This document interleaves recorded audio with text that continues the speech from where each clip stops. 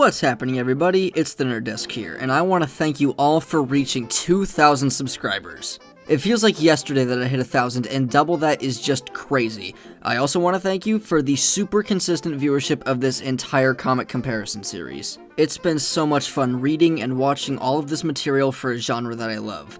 This may be the final episode of Season 1, as I've been calling it, but you may ask what's next for Season 2. Well, all I'll say is that there's a world beyond just DC and Batman, but let's not get ahead of ourselves. Today, we're covering a book that's been on rotation since the beginning of this series, Superman: Red Son. Originally a 3-issue miniseries from 2003 written by Mark Millar, Red Son is an Elseworld story exploring what would happen if Superman crash-landed in the Soviet Union instead of Kansas. It's a pretty solid what-if scenario, and in 2020, the book got its own movie produced by Bruce Timm himself. I thoroughly enjoyed watching the movie and rereading the book, so with all that being said, let's begin. So the movie actually has a scene that begins before anything in the book does, which shows a young Clark being picked on by a group of other boys until they get scared off by a girl named Svetlana. She initially scolds him for not standing up for himself, but then he reveals his newfound powers to her, and she tells him that he needs to share his power with the people of the Soviet Union. Now, in the 1950s, we see a commercial advertising Superman as a hero of the working man and a symbol of communism. After this, we're introduced to Red Son's versions of Lex Luthor and Lois... Luthor? And permission to drop a satellite on Metropolis. Drop a satellite on Metropolis? Okay, Eisenhower. That's right, this time around the two of them are married, and Lex is the smartest person in America, which, okay, that isn't very different. You're Spider-Man. I'll get it out of the way now. The movie paints Luthor in a slightly more heroic light than the book does, which is a difference that doesn't really affect the narrative that much, but it's still interesting and worth mentioning. After this, the movie and comic have similar events that happen in a different order, so I'll do the same thing I did in the Red Hood video and cover each set separately until they sync back up. The book sees Superman saving Metropolis from a falling Russian satellite and then catching the Daily Planet. Afterward, he shares a glance with Lois before flying back to Russia for the Superman Day Parade. Here we see Joseph Stalin for the first time, and it's also established that Superman isn't really into all of the fame and publicity he's getting, and instead only wishing to help people with the power he's given. By all means, he's still the same Superman we all know and love, but he's recontextualized in a different way in a different time period, and that is such a simple but genius concept. Also, during this scene, we're introduced to one of Stalin's illegitimate children, Pyotr, a high-ranking official who envies Superman due to his father liking him more and molding him into a successor. Later, Russia has some sort of formal event where Stalin meets with the Queen of Themyscira, while Superman acquaints himself with Wonder Woman. The Russians try to sway the ladies into joining the Soviet Union, but they decline for now, wanting to wait and see how things play out. Superman then heads out to a field, where he finds Pyotr in a depressed and drunken stupor about his life and his accomplishments, and even though Superman tries to console him, it doesn't do much, and he then goes on to speak of a time when he killed an anti-Stalin couple, leaving their son an orphan. Pyotr is an interesting character in this story. He shows that not everyone in the USSR likes Superman, and he also highlights a bit of real history. While the specific details are a little bit different, Joseph Stalin did have a lot of illegitimate children that he neglected and put in the Russian gulags, which is something that's actually mentioned in passing. It's really clever if you ask me, and Pyotr has more to do in the story, but I wanted to mention this now. The movie actually completely removes him to focus more on Superman. Anyway, in the middle of Pyotr's rant about his father and the country at large, Superman hears something and dashes back to the Kremlin, where he discovers that Stalin has been poisoned, and despite the efforts of the doctors and even himself, he passes away. At the funeral, Superman encounters a childhood friend, the same one from the movie flashback, though her original version has a slightly different name. He recognizes that her and most of the population live in squalor, and being the good-spirited human Superman is, he decides that if he's in charge, he can fix all of these problems and lead the people to a brighter horizon, and he becomes the new leader of the Soviet Union. Now to catch the movie up. At the opening of the new dam, Superman gives a speech at Stalin's behest, and he distinctly says that the people built the dam, not him. So the movie version of Superman still has that selfless nature from the book. I am no hero. I am merely a servant of the state who seeks, as you do, to better the lives of our citizens. He then powers on the dam before quickly flying off to Metropolis to catch the falling satellite, and instead of hitting the planet building, he crashes it into the water. He then argues with Lois about misinformation before reluctantly meeting her on the roof of the Daily Planet for an interview later that day. She tells him about Stalin's gulags and the people that go missing, giving him documents as proof. Lies. I would certainly know if such things existed. Would you? Again, the gulags were real and terrible things, and I appreciate the way both versions cover real history like that. In disbelief, Superman flies into the Siberian mountains and discovers an underground internment camp lined with lead, which blocked him from seeing it. Down here, he sees people suffering, one of which being a young boy with black hair next to some bats. And then he finds Svetlana from his childhood down there too, and they reunite. Superman breaks down the entrance, releasing the captives back into the world, though unfortunately, Svetlana dies in his arms. He then confronts Stalin directly in his room, who goes on to give a speech about killing the weak to leave room for the strong, and a bunch of other dictator jargon, which obviously doesn't mean much to Superman, considering he fries him with his laser vision 2 seconds later. Not wanting Stalin's mistakes repeated, he assumes control of the country, and begins to spread his influence across the globe. Now I save the world. After this, CIA agent Jimmy Olsen hires Luthor to help take down Superman. Following his takeover of the world, Superman meets Wonder Woman, a representative of Themyscira. Okay, we're in sync now. We get 2 slightly different scenes of Luthor revealing the American response to Superman, Superman 2. America first! Yeah, and despite him looking like Voldemort with dermatitis, he wastes no time going after Superman. In the comic, they meet over the ocean and then fight through England, but in the movie, it just sees him attacking Superman at the gala with Wonder Woman. I kind of like the movie fight better. It starts with Superman 2, who in the movie is called Superior Man, looking like a normal dude with normal dialogue, but as the fight carries on and Luthor overdrives his power, he grows more contorted and his speech regresses, looking a bit more like Bizarro. And in the end, Superman holds him in his arms and he just disintegrates. There's fear in his voice, and in general, it's a really solid scene. The action is great too. I am truth! I am justice! I am the American way!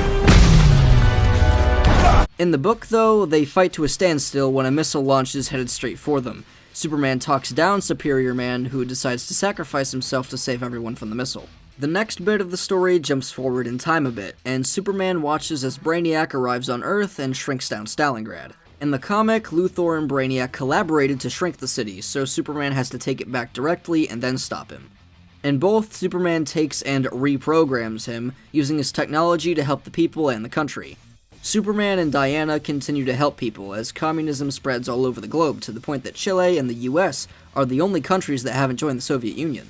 On top of this, brain surgeries start becoming commonplace, molding citizens into obedient cyborg drones. Everything for the most part has been peaceful, that is, until we're introduced to the Batman.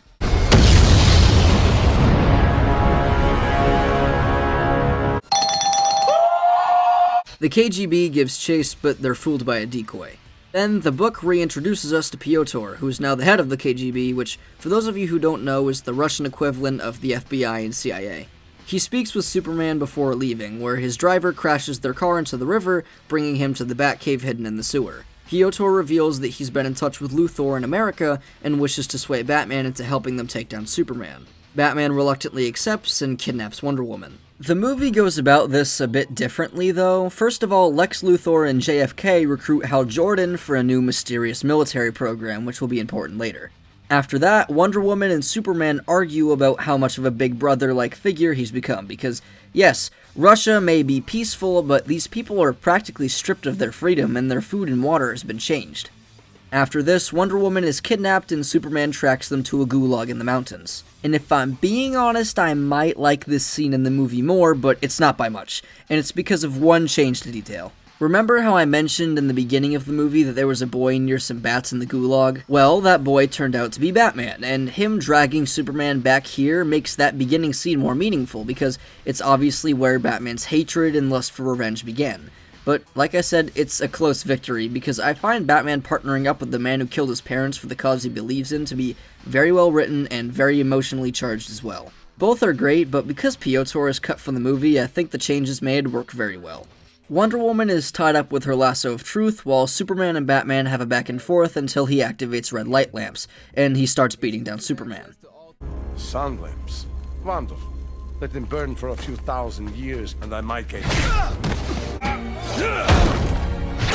He's thrown into a hole, and it looks pretty bleak until Wonder Woman is able to shatter her lasso, injuring her severely, but she's able to push through it and destroy the power source, giving Superman his powers back and allowing him to stop Batman.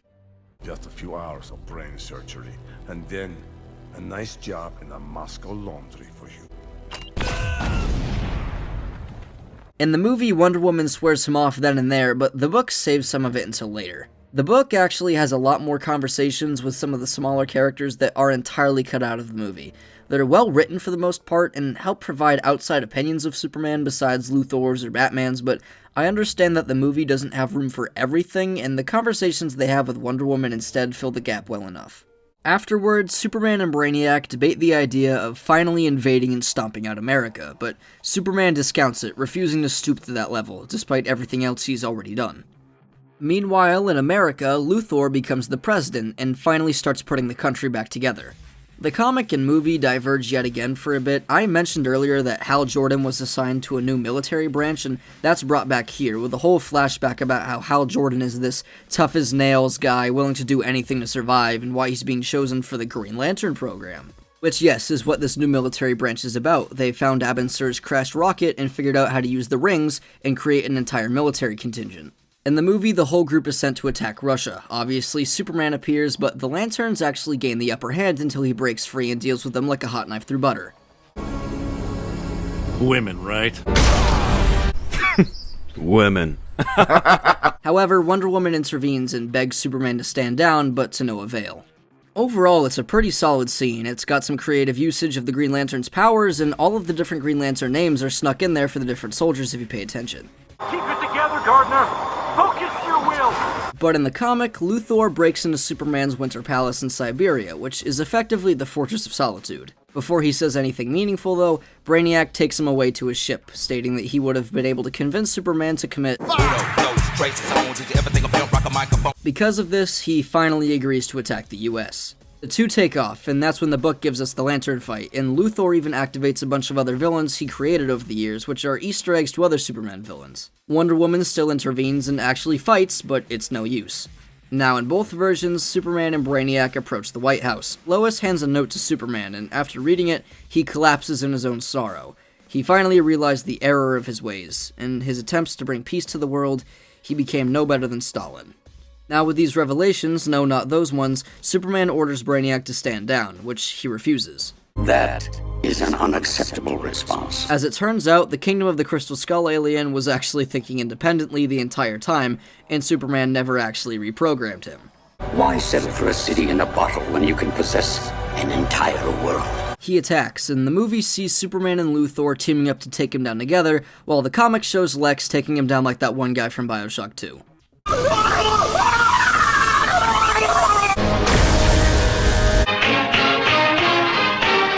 Upon his defeat, though, the ship starts counting down to self-destruct, so Superman makes the noble sacrifice and flies the ship deep into space before it explodes.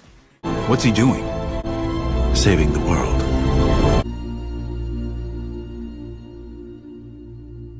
In the ending, Lex says his goodbyes to Superman, stating how this entire situation was calculated to happen 10 years ago. Nope. Before continuing his quest for peace and, in the movie, eventually passing the presidency on to Jimmy Olsen.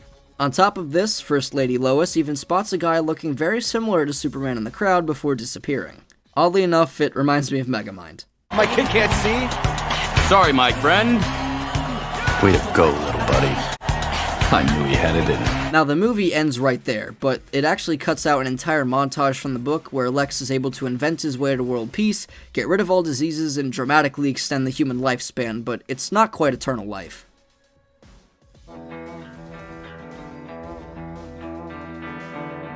And in the end, a descendant of Luthor named Jor-El sees that the world is about to crash into its red sun. He said it! He said it! And they send their son off in a rocket to hopefully save him. And then we see a rocket crash in the Ukraine in 1938. Yup, it's a time loop, and a very creative one at that. It's a cool way to further differentiate this world from the norm, and also makes Lex Luthor that much more important in the story. In general, this story is really good, and I think that's simply because of how smartly it was written, and credits to Mark Millar, who's also worked on Marvel's Civil War and Old Man Logan, which I also did a comparison on. It's more than just why communism is bad, it explores what could happen if Superman took control of a nation, and how the power would slowly get to his head and turn him into a dictator.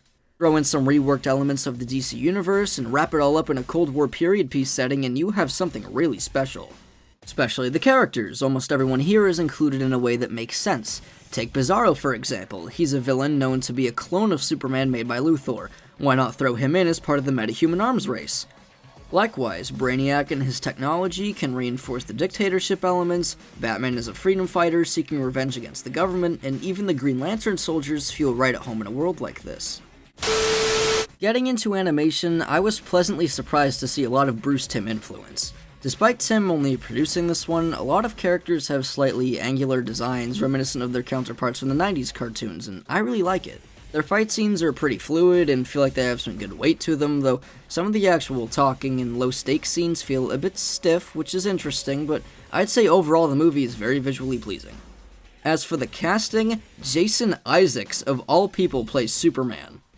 I can see your brain from here, Batman, and it's nothing to boast about. Of all the people I could have expected to lend their voice to the Man of Steel, he was not one of them, but despite that, Jason fits this specific version of Superman perfectly.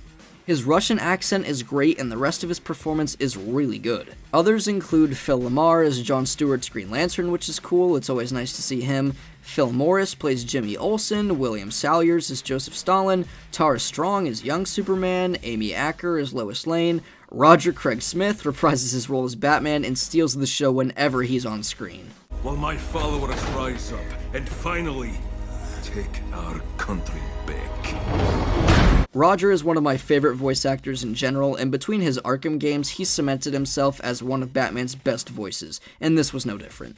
Finally, we have Diedrich Bader as Lex Luthor, which I find more fascinating than anything else. I wasn't big on Bader's portrayal of Two-Face in the Caped Crusader show, but I think he fits Lex really well. If he took a more ominous approach, I think he could easily play a more normal version of him. I want him to be afraid. In general, this cast is one of the most solid I've covered in this entire series. So, in closing, I would recommend the book over the movie, but it's really close. Despite the removal of certain characters and slight rearranging of certain scenes, the movie keeps almost every idea from the book but either shortens it or makes it simpler for viewer digestion. You'll get pretty much all the same themes and takeaways from both, but the book feels a bit more, for lack of a better word, prestigious, and I think that gives it the slightest edge. Anyways, that's all I have for you today. Thank you so much for watching today's video, and for watching the first season of Nerd Desk Comic Comparison. Be sure to like and subscribe to see more videos from me in the future, leave your thoughts and opinions in the comments below, and I'll see you nerds later. It's a pretty solid what-if scenario. Say that again? I have seen everything that has ever happened, ever will happen, ever could happen, and yet, what the hell is this? But like, who cares about Captain Carter? What if? Sylvia White ain't nothing but a holiday. Sylvia White ain't nothing but a mistake. Sylvia White, I never wanna hear you say I want it that way. 'Cause I'm only